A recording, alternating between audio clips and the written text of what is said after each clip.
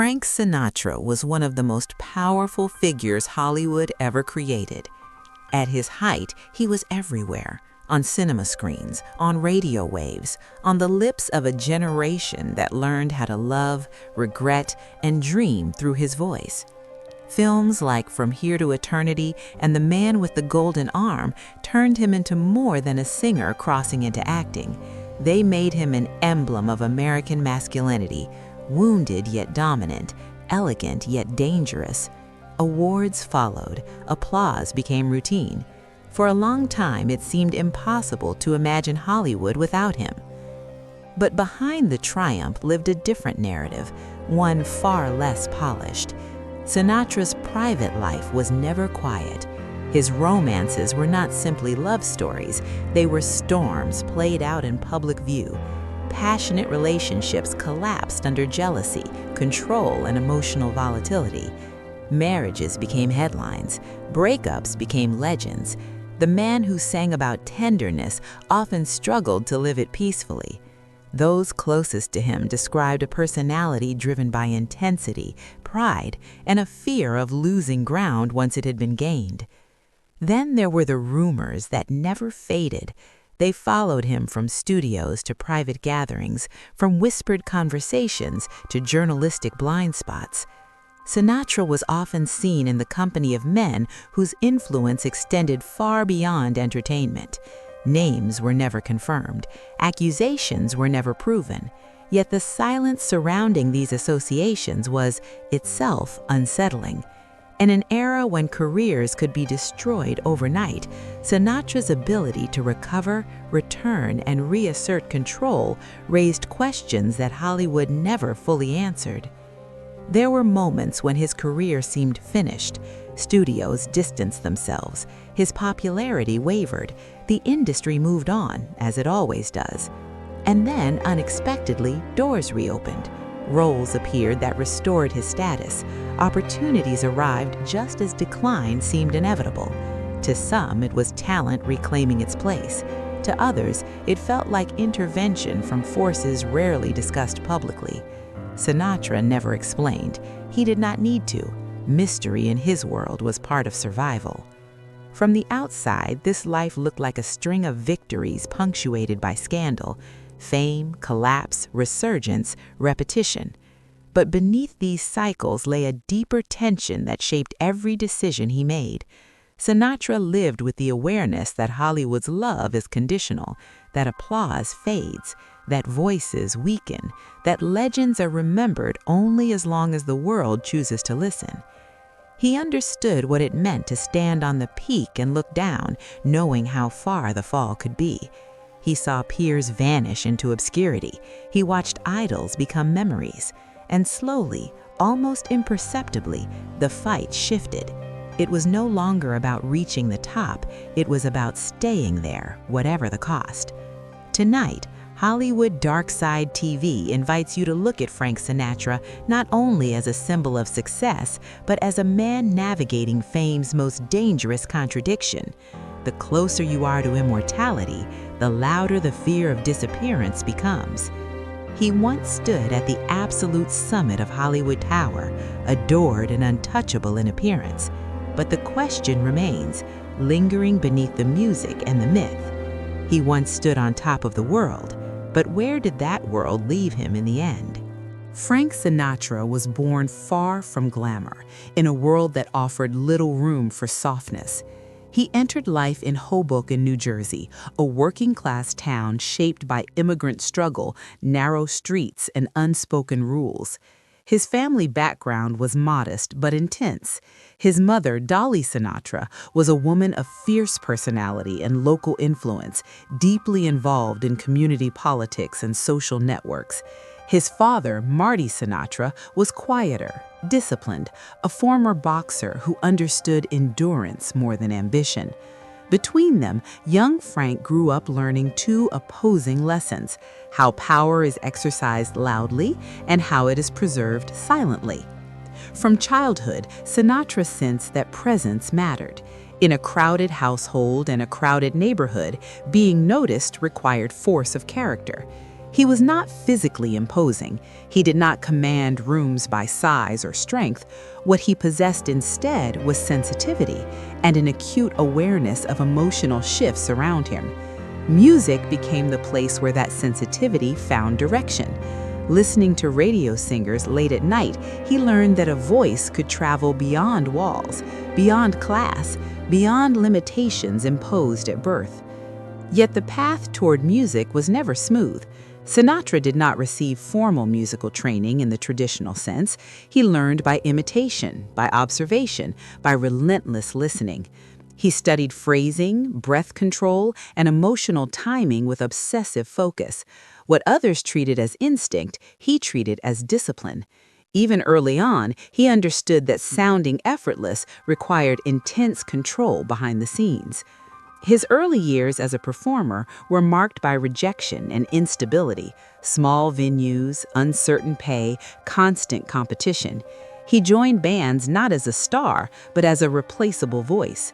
The environment was unforgiving. Singers came and went, popularity shifted overnight. Sinatra absorbed this reality quickly. He learned that talent alone was fragile, and that survival depended on adaptability. The breakthrough came when he joined the Tommy Dorsey Orchestra.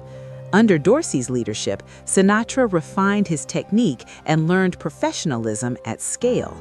Night after night, he stood in front of audiences who were not there for him and slowly made them listen. His voice began to stand out not for volume, but for intimacy. He sang as if addressing one person at a time, a style that contrasted sharply with the grand, declarative performances of the era. This approach would later define his identity. But success carried tension. The Dorsey years were productive, yet restrictive. Sinatra felt controlled, creatively and contractually. He wanted autonomy, recognition, authorship over his career. Leaving the orchestra was a risk that many considered reckless. At the time, solo careers were uncertain, and the industry was unforgiving to those who miscalculated. Sinatra left anyway. The decision revealed an early pattern that would repeat throughout his life. When containment threatened his sense of control, he chose uncertainty over obedience. His solo rise was meteoric. Young audiences responded intensely. Fans screamed, followed, waited for hours. The phenomenon was new and unsettling. Fame arrived before Sinatra fully understood its cost. He became a symbol almost overnight, projecting romance, vulnerability, and confidence all at once. Yet the same attention that elevated him also magnified every misstep. Then came the collapse. Vocal strain, changing tastes, industry fatigue. The same public that had adored him began to lose interest. Offers disappeared, studios turned elsewhere. Sinatra experienced something few rising stars anticipate: the sudden absence of demand. For a man whose identity had become inseparable from recognition, the silence was devastating. This period forced a confrontation with fear, not of failure, but of erasure. Hollywood acting offered an unexpected second path. Initially dismissed as a singer attempting to act, Sinatra fought for roles that challenged perception. His performance in From Here to Eternity marked a turning point. It was not simply a comeback, it was a reinvention. The role stripped away polish and revealed restraint, pain, and vulnerability. Critics responded, awards followed. The industry recalibrated its view of him. This moment reshaped Sinatra's trajectory. He was no longer dependent on a single identity. Singer, actor, performer, figure of influence. Each role reinforced the others. Yet the memory of collapse remained vivid. It informed every decision thereafter. Success was no longer something to enjoy freely. It was something to guard. By the time Sinatra reached true stardom, he had already learned its most difficult lesson. Fame is not a destination. It is a condition that must be constantly negotiated. The boy from Hoboken did not arrive in Hollywood believing in permanence. He arrived believing in vigilance. And that belief would shape everything that followed. At the height of his power, Frank Sinatra was no longer chasing approval. He was defining the standards by which approval was measured. His voice had matured, darker and more controlled, carrying a weight that came not only from technique, but from lived experience. Every phrase sounded intentional, every pause felt deliberate. What once attracted youthful obsession now commanded adult respect. Hollywood recognized this transformation quickly. Sinatra was no longer the romantic novelty of the post-war years. He became a leading man capable of embodying complexity, authority, and emotional restraint. Films such as From Here to Eternity and later The Man with the Golden Arm did more than restore his reputation, they reframed it. He was no longer seen as a singer who acted, he was an actor whose musical identity deepened his performances. Critics acknowledged a depth that had been underestimated for years. Awards followed, but they were not the true markers of his ascent. Power expressed itself more subtly. Sinatra gained influence over casting decisions, creative direction, and professional alliances. He learned how studios functioned beyond the screen, how reputations were built, protected, or quietly dismantled. Hollywood, at this level, was not an industry of contracts alone. It was an ecosystem of favors, loyalty, and memory. Sinatra navigated it with growing confidence. Music remained his strongest domain. His recordings during this period defined what would later be called the classic American vocal tradition. Albums were not collections of songs, but emotional narratives. He approached them as unified statements, selecting material that reflected regret, longing, control, and vulnerability. His interpretations transformed lyrics into personal confessions without ever sounding exposed. This balance between intimacy and restraint became his signature. Live performances reinforced his dominance. On stage, Sinatra commanded attention not through excess movement or spectacle, but through presence. He spoke sparingly, he sang precisely. Silence became part of the performance. Audiences did not simply listen, they waited. This authority extended beyond music venues into cultural life itself. Sinatra's style influenced fashion, language, and expectations of masculinity. He represented a version of strength that did not rely on aggression, but on certainty. During this era, he also formed alliances that strengthened his position. Fellow entertainers, business figures, and political personalities recognized the value of proximity. Sinatra was not merely popular, he was central. Being associated with him carried weight. His gatherings became legendary, not because of what was seen, but because of what was understood to be decided quietly. Access mattered, and Sinatra controlled access carefully. Yet even at this peak, success was never experienced as comfort. Control required maintenance, influence demanded vigilance. Sinatra remained acutely aware of how quickly Hollywood could change its narrative. He remembered being dismissed. He remembered doors closing. Those memories sharpened his insistence on respect. When challenged, he responded forcefully. When loyalty was questioned, consequences followed. His authority was not symbolic, it was enforced. This period also marked the consolidation of his public image. Sinatra became synonymous with sophistication, nightlife, and controlled excess. The image was cultivated but not accidental. He understood the value of consistency. Every appearance reinforced the same message: composure, confidence, command. The world saw a man who had mastered his environment. Few saw the calculations beneath the surface. Professionally, he reached a point where failure seemed unlikely. He moved between music and film with ease. Studios sought his participation. Audiences trusted his choices. His name alone signaled quality and gravitas. This was not merely popularity, it was institutional recognition. Sinatra had become part of Hollywood's structure. But structure creates pressure. At the top, there is nowhere higher to climb. The question shifts from expansion to preservation. Maintaining dominance requires constant awareness of threats, both external and internal. Sinatra understood that age, changing tastes, and emerging voices would eventually challenge his position. The peak, once reached, must be defended. His response was adaptation without surrender. He adjusted musical arrangements, embraced new collaborators selectively, and refined his acting roles to reflect maturity rather than youth. He did not compete with younger performers by imitation, he competed by authority, by depth, by history. This strategy sustained him longer than most. It allowed him to remain relevant across decades, an achievement few entertainers manage. Yet the cost of the endurance was rigidity. Flexibility diminished, expectations hardened. Sinatra demanded from others what he demanded from himself: discipline, loyalty, and respect for hierarchy. At his peak, Frank Sinatra was not simply admired, he was deferred to. His presence altered dynamics in any room he entered. Decisions slowed, conversations adjusted. This influence was invisible to audiences, but deeply felt within the industry.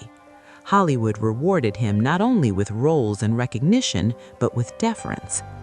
And still, beneath this authority, the awareness persisted. Peaks are temporary. Power attracts attention. Attention invites challenge.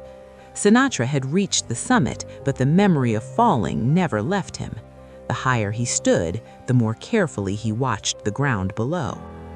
The question was no longer whether he could succeed, it was whether he could remain untouchable. At the moment when his authority appeared unassailable, Frank Sinatra entered the most unstable phase of his public life. Power, once secured, began to attract scrutiny. Attention sharpened, admiration turned selective. The same visibility that had protected him now amplified every misstep, every rumor, every unresolved question that had followed him quietly for years. Sinatra had never existed in isolation. His rise was built within a dense network of relationships that extended beyond entertainment. As his influence grew, so did curiosity about the forces surrounding him. Journalists noticed patterns they could not fully explain. Invitations appeared where resistance was expected. Conflicts dissolved without public resolution. In an industry accustomed to abrupt endings, Sinatra's recovery seemed unusually smooth. No accusation was ever proven, no evidence ever surfaced, yet the absence of clarity created its own narrative. The rumors did not accuse directly, they implied, they lingered, they suggested proximity to influence that did not seek daylight. Sinatra dismissed them publicly, often with irritation rather than denial. His reactions were interpreted in conflicting ways. To supporters, they signaled frustration with baseless speculation. To critics, they felt like avoidance. Hollywood, accustomed to ambiguity, allowed the questions to remain unanswered. Controversy also followed his temperament. Sinatra's insistence on respect hardened over time. What once appeared as confidence increasingly resembled volatility. On set, in studios, and during public appearances, confrontations became more frequent. He demanded loyalty with intensity and responded harshly to perceived disrespect. Stories circulated of arguments, ultimatums, and moments when authority crossed into intimidation. Whether these incidents reflected insecurity or simply the habits of power was never agreed upon. His private life offered little refuge. Relationships deteriorated under public pressure and personal rigidity. Love, once romanticized, now appeared strained. The emotional openness that defined his music rarely translated into emotional safety in real life. Partners spoke of unpredictability, jealousy, and a constant tension between closeness and control. Sinatra's fear of abandonment, long managed through authority and success, resurfaced most visibly in intimacy. At times, these personal conflicts spilled into the public sphere, headlines shifted from admiration to concern. The image of elegance cracked, revealing moments of excess and instability.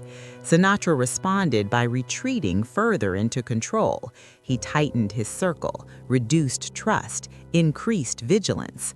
The world outside became something to manage rather than engage. Professional challenges emerged as well. New voices, new styles, and new cultural currents began reshaping the entertainment landscape. Youth-driven movements questioned the relevance of old icons. Sinatra resisted adaptation that felt like surrender. He did not seek approval from emerging trends. Instead, he reinforced his identity, doubling down on authority rather than flexibility. This strategy preserved dignity but narrowed connection. Criticism followed. Some accused him of being out of touch. Others saw him as a symbol of a fading era unwilling to yield. Sinatra listened selectively. Praise mattered less than respect. He tolerated admiration but demanded deference. This distinction alienated some while reinforcing loyalty among others who valued hierarchy. The most damaging aspect of this period was not any single scandal, but accumulation. Each rumor, each confrontation, each unresolved question layered onto the previous one. The narrative surrounding Sinatra grew heavier, more complex. He was no longer simply admired or criticized. He was debated, interpreted, dissected. His image fractured into competing versions that coexisted without resolution. And yet, despite the turbulence, his career did not collapse. Performances continued, records sold, applause remained. The resilience that had defined his earlier comebacks persisted, but survival came at a cost. The emotional toll of constant defense deepened his isolation. Trust became conditional, vulnerability became rare. Sinatra's controversies revealed a central paradox. The same control that enabled his rise now limited his capacity for peace. Authority protected him professionally while constraining him personally. The more power he accumulated, the less room he had to retreat. This phase of his life was not defined by downfall, but by tension, a sustained state of pressure where stability depended on vigilance rather than ease. Sinatra did not fall, he endured, but endurance required sacrifice, and the sacrifices were rarely visible from the outside. As Hollywood moved forward, Sinatra remained present, yet increasingly guarded. The storm did not remove him from the stage, it reshaped the way he stood upon it. The question was no longer whether he could withstand controversy, but what that endurance was doing to the man behind the image.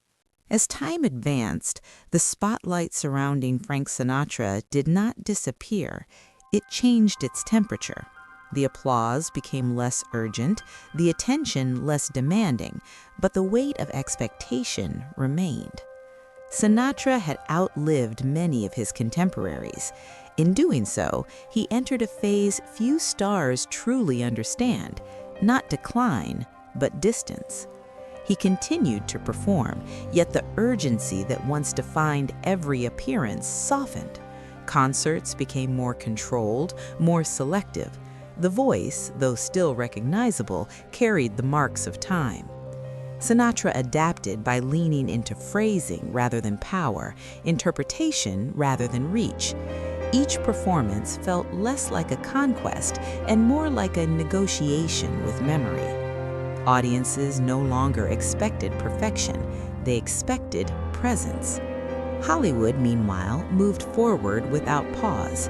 New stars emerged with different rhythms, different values, different anxieties. Sinatra did not chase them. He remained anchored in his identity, trusting that legacy would outlast novelty. This confidence was not arrogance, it was a calculation shaped by decades of survival. He understood that relevance in later life is not measured by visibility, but by permanence. Away from constant production, his personal world narrowed. The expansive circles of earlier years contracted into a smaller, more guarded environment. Trust was selective. Relationships were fewer, but heavier. Isolation, once a temporary condition between performances, became a more regular companion. Fame had given him access to everything, yet time reduced that access to reflection.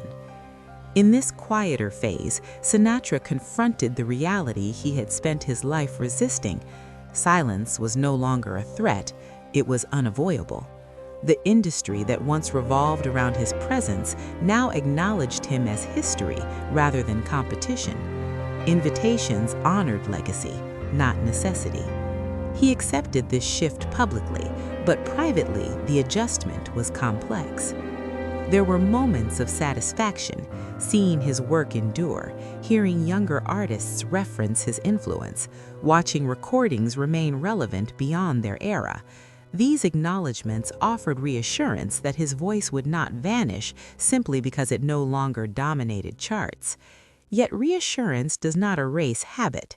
Sinatra had lived for decades measuring worth through response. Learning to exist without constant validation required a recalibration of self. His later appearances reflected restraint. Interviews became rare and controlled. Public statements avoided controversy. The man who once demanded respect now preserved it through distance rather than confrontation. This was not retreat, it was adaptation. Authority, at this stage, expressed itself through absence rather than presence.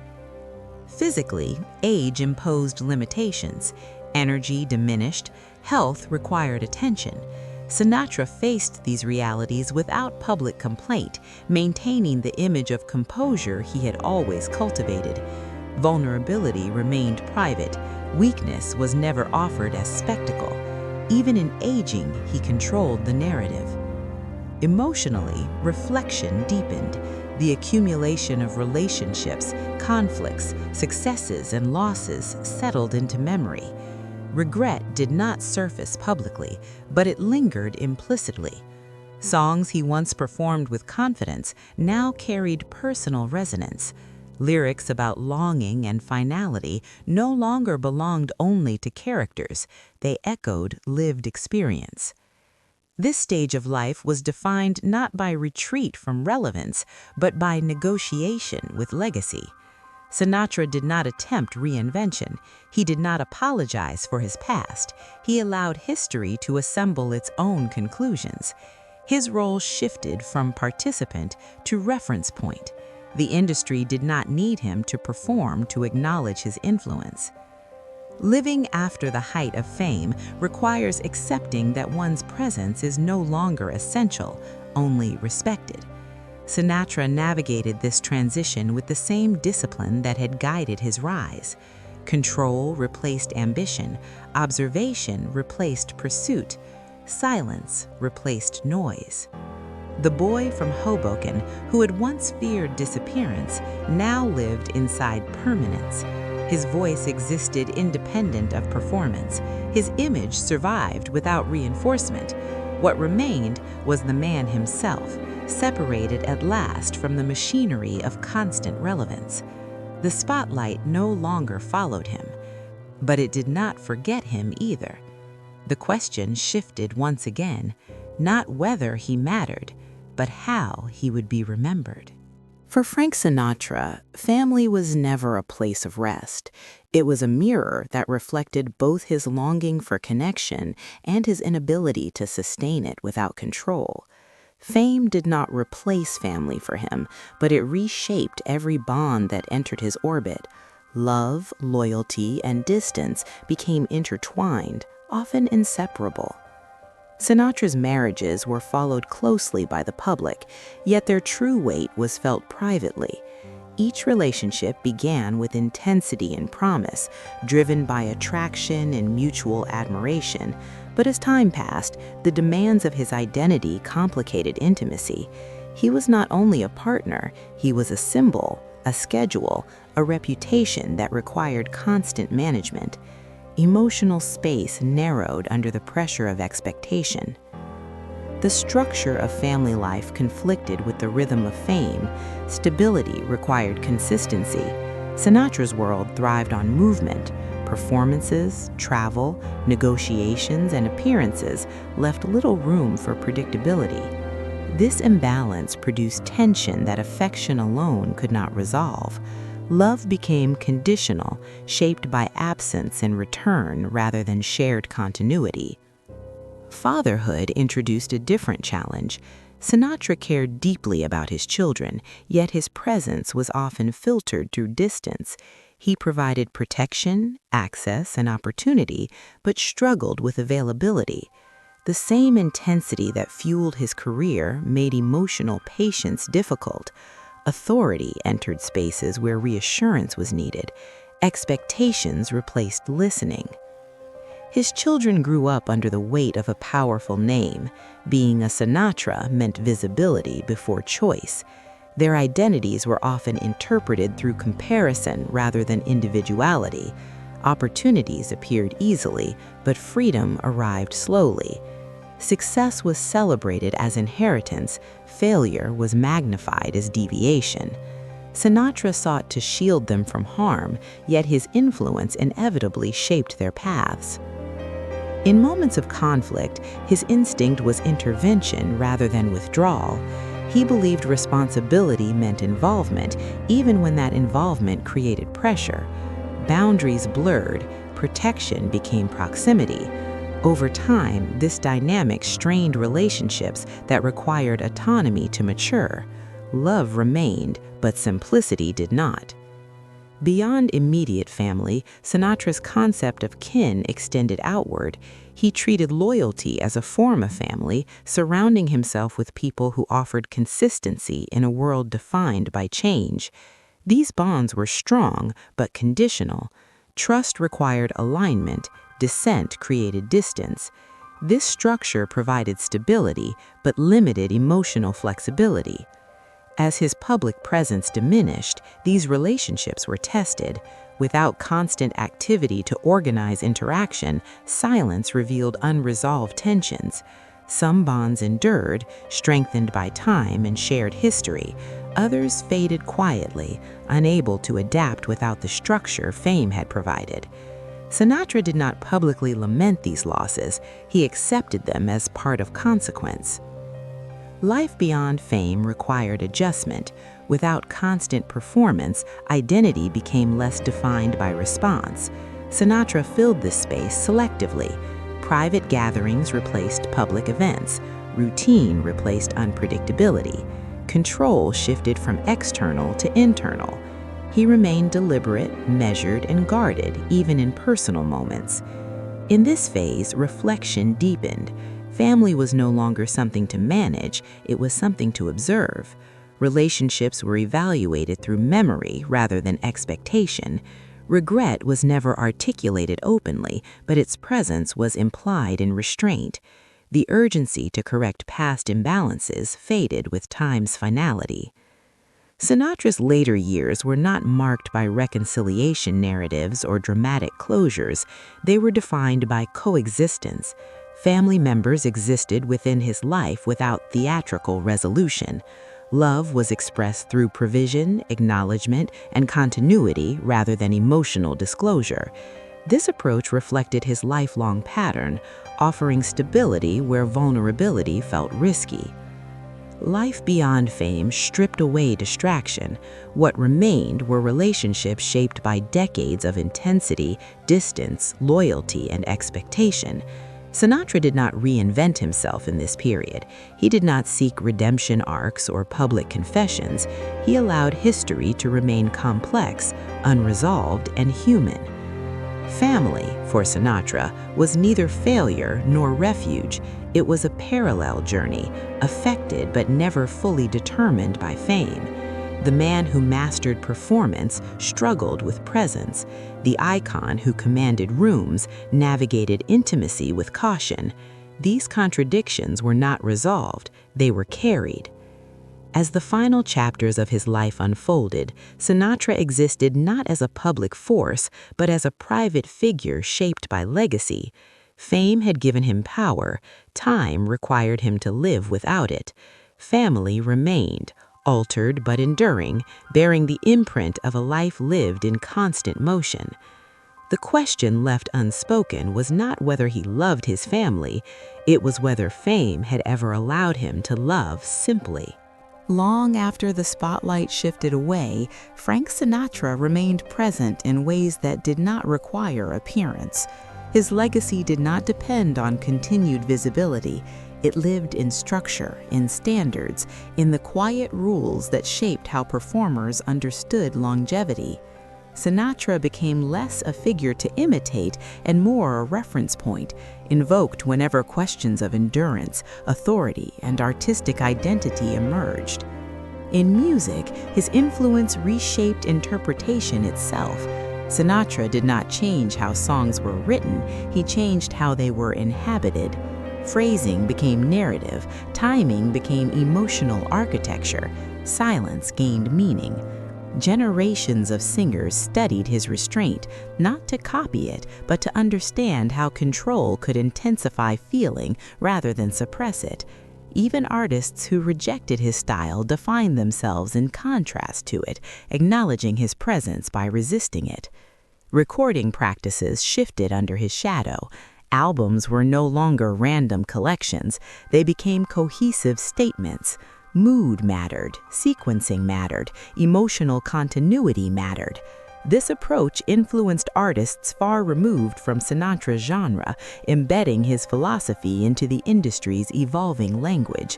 His work demonstrated that vulnerability did not require exposure, and intimacy did not require confession.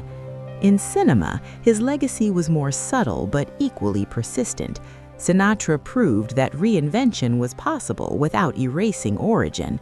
A singer could become an actor without abandoning musical identity. A performer could survive decline by recontextualizing talent rather than denying it. This lesson resonated with actors navigating transitions between mediums, genres, and phases of relevance. He normalized comeback not as desperation, but as recalibration. Hollywood also absorbed his understanding of power. Sinatra's career illustrated that success extended beyond talent and visibility. Influence operated through relationships, timing, and control of narrative. Future entertainers learned that longevity required not only artistic discipline, but strategic awareness. Fame was not sustained through momentum alone, it demanded negotiation. Yet legacy is rarely singular. Alongside admiration existed discomfort. Sinatra represented an era defined by hierarchy, dominance, and controlled masculinity. As cultural values evolved, his image became contested. Some saw him as timeless, others viewed him as emblematic of structures no longer celebrated. This tension ensured that his memory remained active rather than ceremonial. Younger generations encountered Sinatra not as a contemporary but as inheritance. His voice arrived through recordings, references, and reissues. Without context, some heard elegance, others heard distance. But even detachment acknowledged endurance. The fact that his work remained available for reinterpretation testified to its durability. Artists across decades referenced him selectively. Some embraced his emotional restraint, others rejected it openly. Both responses affirmed relevance. To argue against Sinatra was to accept him as a benchmark. His influence functioned less as instruction and more as gravity, shaping movement regardless of direction. Public memory simplified what history left complex. Sinatra became shorthand for sophistication, nightlife, and authority.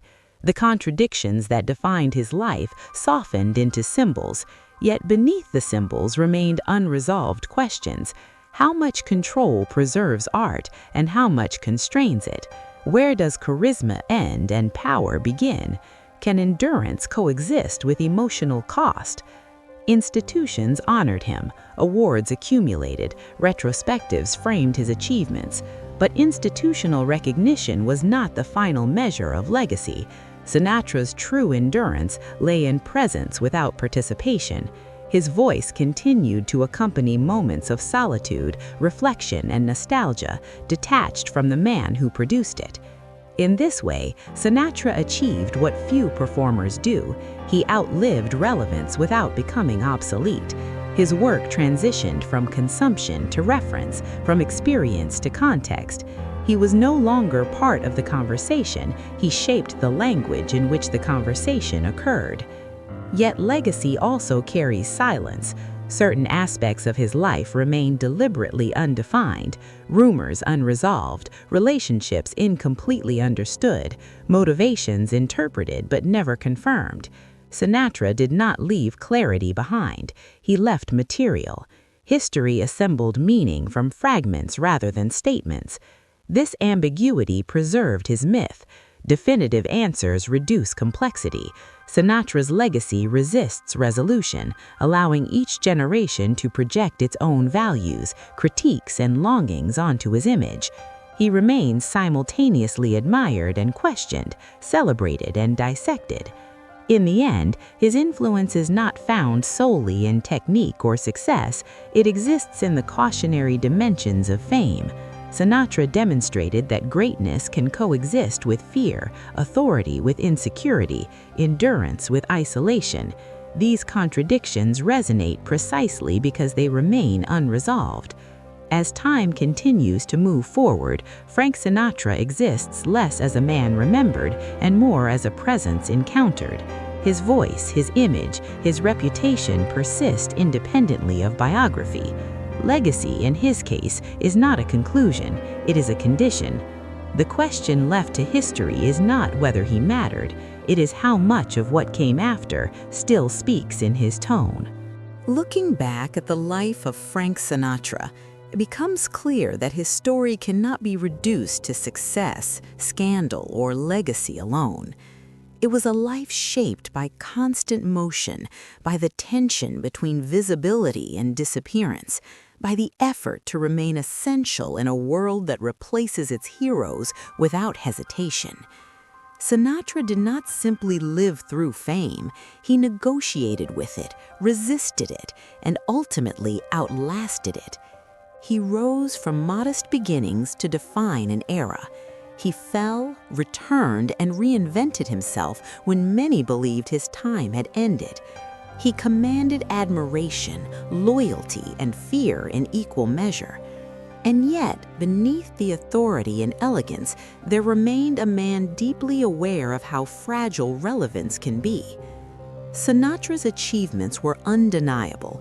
His films reshaped how performers crossed artistic boundaries. His music redefined interpretation, restraint, and emotional control. His presence influenced not only audiences, but the internal mechanics of Hollywood itself. He did not follow trends, he endured long enough to become a reference point.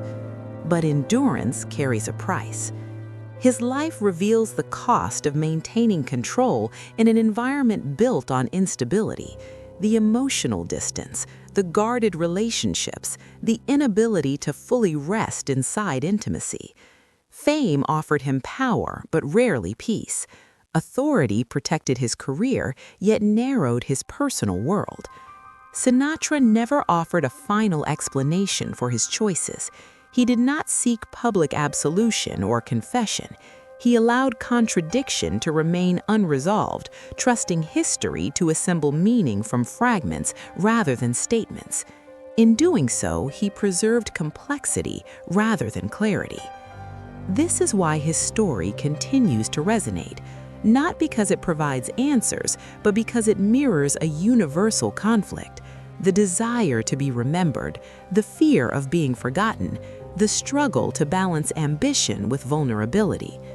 Frank Sinatra stood on the highest platforms Hollywood could offer, but the true measure of his life lies not in how high he climbed, but in how long he resisted disappearance.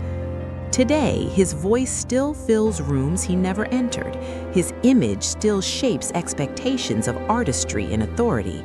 His name still provokes admiration, debate, and unease. He exists beyond biography, suspended between myth and memory. Was he an immortal legend carved permanently into cultural history? Or was he a man who spent his life outrunning silence, using fame as both shield and burden? Perhaps the answer is neither. Perhaps Frank Sinatra was proof that greatness is rarely peaceful, and that survival at the top demands sacrifices few are willing to name.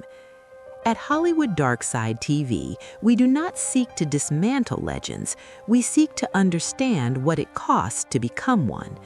And when the music finally fades, when applause becomes memory, and when history speaks more softly than rumor, the question remains: what truly defines a life? The sound it makes, or the silence it leaves behind?